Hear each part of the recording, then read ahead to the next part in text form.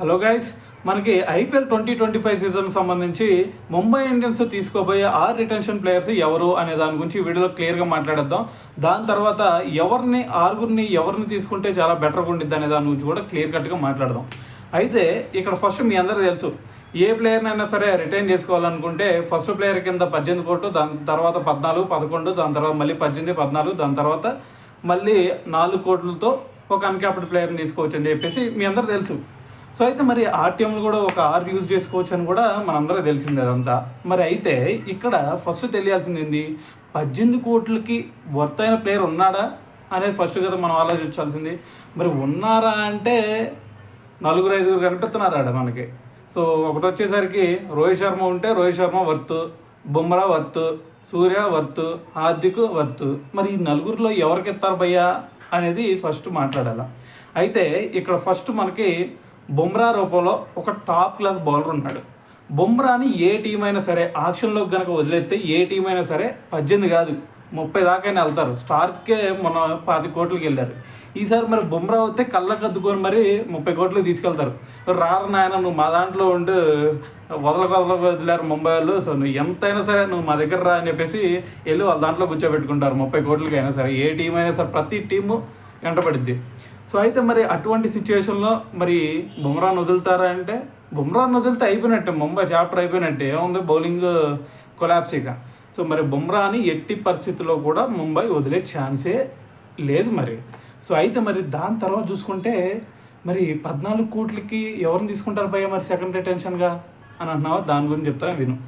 14 కోట్లకి తీసుకుంటే సూర్యకుమార్ యాదవ్నే తీసుకోవాలా. సో మరి సూర్య 18 కోట్లకి వర్త్, కానీ ఏదో ఒకటి చేసి ఏదో కెప్టెన్సీ ఇచ్చైనా ఏదో ఒకటి చేసైనా ఖచ్చితంగా 14 కోట్లు ఇచ్చి సో నువ్వు మా దగ్గర ఉండిన ఆయన అని చెప్పేసి సూర్యాన్ని కూడా పెట్టుకోవాల్సిందే. ఎందుకంటే సూర్యాన్ని కనుక బయటకు వదిలేవనుకో తెలుసు కదా కుట్టుడు ఎట్టుండిద్దో. సో ఆ కుట్టుడితో విజృంభించేస్తాడు ఎక్కడికి వెళ్ళినా సరే. సో కాబట్టి వేరే ఫ్రాంచైజీలు నువ్వు రానాయనా అని చెప్పేసి కళ్ళకద్దుకొని బుమ్రాని తీసుకున్నట్టే సూర్యాన్ని కూడా తీసుకొని పోతారు. సో కాబట్టి సూర్యాని ఎట్టి పరిస్థితుల్లో వాళ్ళు వదులుకునే ఛాన్స్ లేదు ముంబై ఇండియన్స్. సో 14 కోట్లు పెట్టి వేడ ఉన్నాయని అని చెప్పేసి ముంబై ఇండియన్స్ 14 కోట్లు ఇచ్చేస్తారు. మరి దాని తర్వాత మరి 11 కోట్లు ఉంది కదా తర్వాత, మరి 11 కోట్లకి ఎవరు వస్తున్నారడా? మరి తిలక్ వర్మ అని చూస్తే ఆక్షన్లో పంపించేస్తే 11 కోట్ల దాకా వెళ్ళడు. మరి అతన్ని తీసుకుందామా, మరి లేదంటే ఇషాన్ కిషన్ ఉన్నాడు, మరి ఇషాన్ కిషన్ తీసుకుంటే బెటరా అనే డౌట్ వచ్చింది కదా మీకు. అలాంటి సిచ్యువేషన్లో కళ్ళు మూసుకొని మరి ఇషాన్ కిషన్ బాబాని తీసుకుంటారనమాట. ఎందుకంటే ఇషాన్ కిషన్ స్టార్టింగ్ అటువంటిది తెలుసు కదా, మనోడు ఒక 10 ఓవర్లు నిలబడ్డాడంటే చాలు స్కోర్ బోర్డు యాడికి వెళ్ళిపోయింది. సో దాంతోపాటు స్కై కొంచెం తోడయ్యాడనుకో ఇక బేపచ్చమేగా. సో కాబట్టి వాళ్ళు ఇషాన్ కిషన్ వదులుకునే ఛాన్స్ లేదు, సూర్యాన్ని వదులుకునే ఛాన్సు లేదు, పైన బుమ్రాని వదులుకునే ఛాన్సు లేదు. సో కాబట్టి ఇషాన్ కిషన్ని కళ్ళకద్దుకొని మరి తీసుకుంటారు.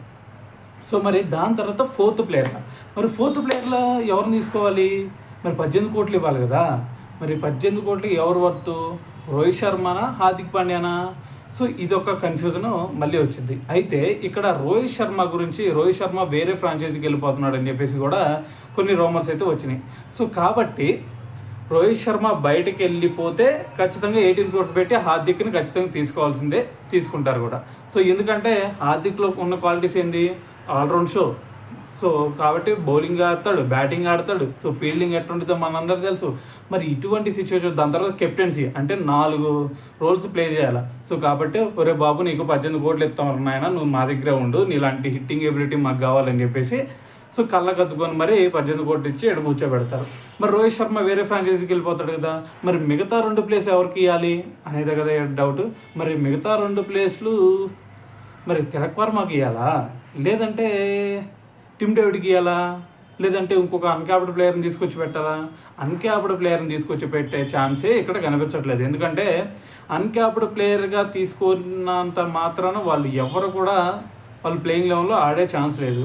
సో కాబట్టి మరి ఇక్కడ ఆర్టీఎంలు యూజ్ చేస్తారు ఇద్దరికి కూడా. ఒకటి వచ్చేసరికి తిలక్ వర్మ, ఎందుకంటే 14 కోట్లకి తిలక్ వర్మని తీసుకుంటారా అంటే ఖచ్చితంగా తీసుకోరు. సో మరి టీమ్ డేవిడ్ని ఏమైనా 14 కోట్లు తీసుకుంటారా అంటే తీసుకోరు, ఎందుకంటే వాళ్ళు ఆర్టీఎం ద్వారా ఇంకా తక్కువగా వస్తారు కాబట్టి. సో కాబట్టి వీళ్ళిద్దరిని కూడా ఆర్టీఎం ద్వారా బై చేసే ఛాన్సే ఎక్కువ కనిపిస్తున్నాయి అనమాట. సో అయితే మరి ఇదండి 6గురిని రిటెన్షన్ చేసుకునే ప్లేయర్స్ అయితే వీళ్ళు. మరి వీళ్ళందరినీ ఎందుకు తీసుకున్నావు? నువ్వు ఇలా ఎక్స్పెక్ట్ చేస్తున్నావు కదా, ఈ 6గురే ఎందుకు అనుకుంటున్నావు నువ్వు అంటే దానికి నా దగ్గర ఒక ఆన్సర్ ఉంది. ఫస్ట్లో ఏ టీం అయినా గెలవాలి అంటే ఫస్ట్ వాళ్ళకి బ్యాటింగ్ బాగుండాలి. బ్యాటింగ్ బాగుండాలంటే మరి టాప్ ఆర్డర్లో చూసుకుంటే ఇషాన్ కిషన్ స్టార్ట్ ఇస్తాడు. దాంతోపాటు ఇంకొక ప్లేయర్ను తీసుకొచ్చుకుంటే వీళ్ళు ఆప్షన్లో కొనుక్కుంటే సెట్. మరి దాని తర్వాత వన్ డౌన్ చూసుకుంటే ఎవరు వస్తారు? సూర్య వచ్చేస్తాడు. మరి దాని తర్వాత అగ్రెసివ్గా ఆడటానికి ఎవరున్నారు? ఉన్నారు కదా. మరి తిలక్ వర్మని తీసుకున్నారనుకో, తిలక్ వర్మ ఆడేస్తాడు. మళ్ళీ దాని తర్వాత చూసుకుంటే హార్దిక్ ఉన్నాడు, టిమ్ డేవిడ్ ఉన్నాడు. మరి బౌలింగ్లో చూసుకుంటే బౌలింగ్లో కూడా మనకి ఇద్దరు ఉన్నారు. హార్దిక్ పాండ్యా ఉన్నాడు, దాని తర్వాత బుమ్రా ఉన్నాడు. బుమ్రా వేసే బుల్లెట్లకే సగం వికెట్లు పడిపోతాయి. దాని తర్వాత హార్దిక్ 1-2 వికెట్లు తెస్తాడు, అయిపోయింది. దాని తర్వాత స్పిన్నర్లు మళ్ళీ తెచ్చుకుంటారు. ఏముంది, ఇంతే ఇక. సో కాబట్టి వీళ్ళు తీసుకోబోయే 6గురు ప్లేయర్స్ అయితే వీళ్ళే అని అయితే క్లియర్ కట్గా చెప్పుకోవచ్చు. సో అయితే మరి మీరు ఎవరుంటే బాగుంటుంది, ఎవరిని రిటైన్ చేసుకుంటే బాగుంటుంది అనుకుంటున్నారో కామెంట్ చేయండి. ఓకేనా?